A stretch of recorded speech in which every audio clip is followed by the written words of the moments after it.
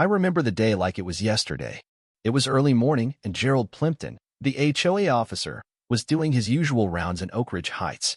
He had just adjusted the crease in his khaki shorts and was taking a deep breath, savoring the peace of the neighborhood. But then, his eyes landed on it at the end of Elderberry Lane. The beast.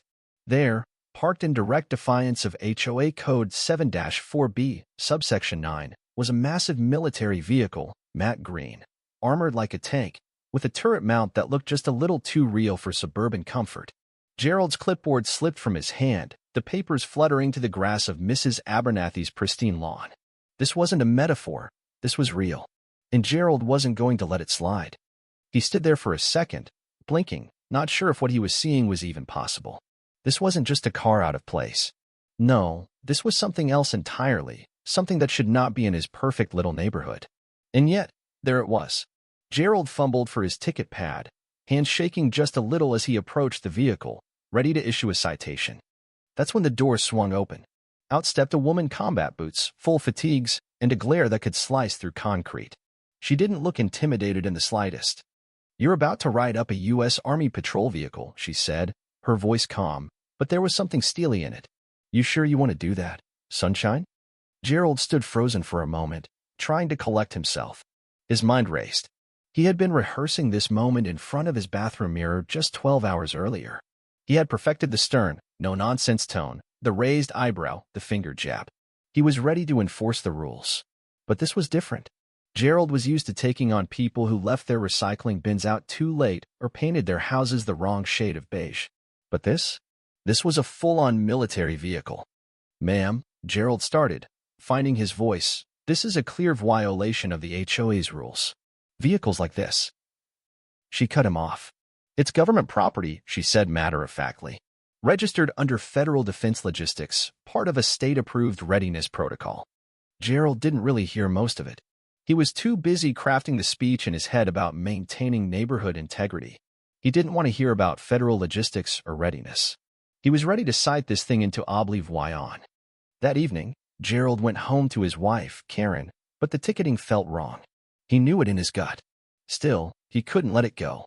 The next morning, he had already set the stage for an emergency HOA meeting. And just like that, Gerald Plimpton was on a warpath to restore order.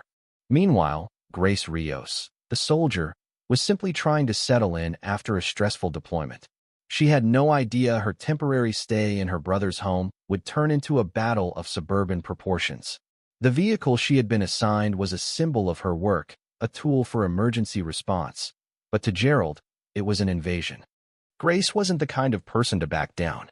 She had seen enough combat in her career to recognize when a fight wasn't worth fighting. But this wasn't just about a vehicle. It was about something deeper, about Gerald's inflated sense of power and control. At the HOA meeting, Gerald was in full force, presenting his case with dramatic flair. "We have a literal war machine parked here in Oak Ridge Heights," he said, pointing to a zoomed-in photo of Grace's military vehicle like it was Eve Denke of some great crime. "If we let this stand, what's next? Helicopter pads on rooftops, missile silos behind swing sets." A few board members exchanged confused glances. One of them, Harold, finally asked, "What exactly do we stand for, Gerald?"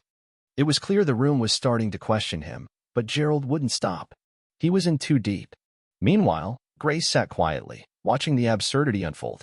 Gerald's obsession had already reached a fever pitch, and she knew it wasn't going to end here. A few days later, news vans showed up, cameras zooming in on the confrontation. Gerald was cornered in his own neighborhood, but instead of backing down, he dug in even further. He printed out flyers, accusing Grace of militarizing the neighborhood, even trying to get the vehicle towed. The HOA board was no longer in control. This had become something bigger, something that involved the entire community. Grace, on the other hand, had become a reluctant celebrity. People were fascinated by her military vehicle, kids knocked on her door to ask about it, and neighbors began to offer their support. Gerald, of course, didn't see it that way. He was too busy planning his next move. But then, things took a turn. Grace noticed something unusual, a small drone hovering above her driveway. She was a soldier. After all, her instincts were razor-sharp. Without hesitation, she took it down with one well-aimed throw.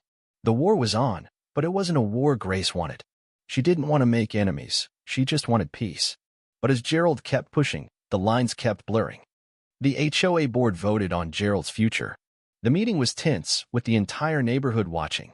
Grace didn't have to speak. Her community spoke for her. Gerald had pushed too far. With a swift vote, he was ousted from his position as HOA officer. But even after that, Gerald didn't back down. He went to greater lengths to prove his point, making secret drone flights, collecting all sorts of evidence to expose Grace.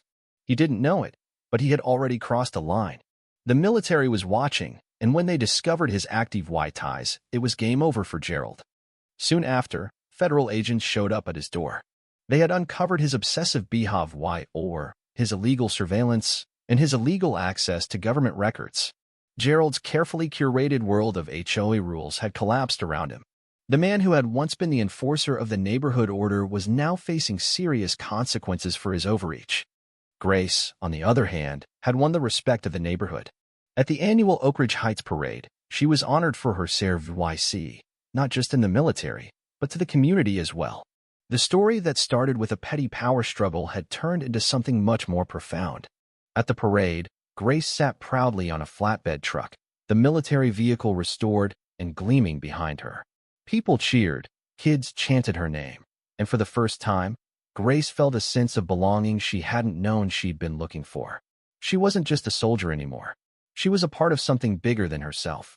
Gerald, meanwhile, was a ghost in the neighborhood now. He had lost everything: his position, his influence, and his pride. But Grace didn't gloat. She simply lived in the peace she had fought for. As the fireworks lit up the sky that night, Grace sat on her porch, watching the sparks. "What's next for you, the hero of the cul-de-sac?"